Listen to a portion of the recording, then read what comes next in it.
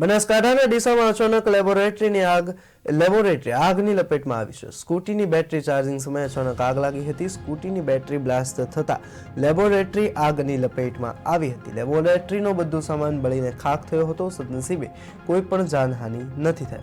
આ ઘટનાને પગલે લોકોના ટોળેટોળા ઉમટી પડ્યા હતા। લોકોએ જાતે જ આગને પાણી નાખી કાબૂમાં લીધી હતી। છેલ્લા 8 વર્ષથી ચલાવું છું અને જે પ્યોરની મેં જે બેટરી જે ઇલેક્ટ્રિક વ્હીકલ લીધી હતી એમાંથી જે બ્લાસ્ટ થયો છે ને જે ચાર્જિંગ મૂકવાના સવારના ટાઈમમાં એનાથી આજે મારા લેબોરેટરીમાં બહુ મોટું એવું નુકસાન થયું છે। અને એક ભાઈ જે મારા સ્ટાફમાં હતો એને ઇમરજન્સીમાંથી અંદરથી બહાર નીકળ્યો છે। એની પણ જાનને જોખમમાં લઈને પોતે જે બેરમાં એક્ઝેક્ટ જે દરવાજો હતો જે ઇમરજન્સી વોર્ડમાં એ રીતના બહાર નીકળ્યો છે। છતાં આજે એવું મોટું નુકસાન થઈ ગયું છે જે લેબોરેટરીમાં અને ભાઈ એમ કહો ને જીવને જોખમમાં લઈને બહાર નીકળ્યો છે। અને આજે વહેલા સવાર હતી એના કારણે કે દર્દીઓ ઓછા હોય એના કારણે આ બધું વિસ્ફોટક બચી ગયા છે। બાકી બહુ મોટો હાનિ થઈ ગયો। અને પ્યોરમાં હું ભવિષ્યની ઘણીવાર લગભગ મહિના પહેલાં બી હું એવા મારા રેકોર્ડિંગ બે છે કે જે પ્યોરવાળા જોડે મારા વાત થયેલી છે કે તમે આ ઇસ્યુ મને સોલ્વ કરી આપો।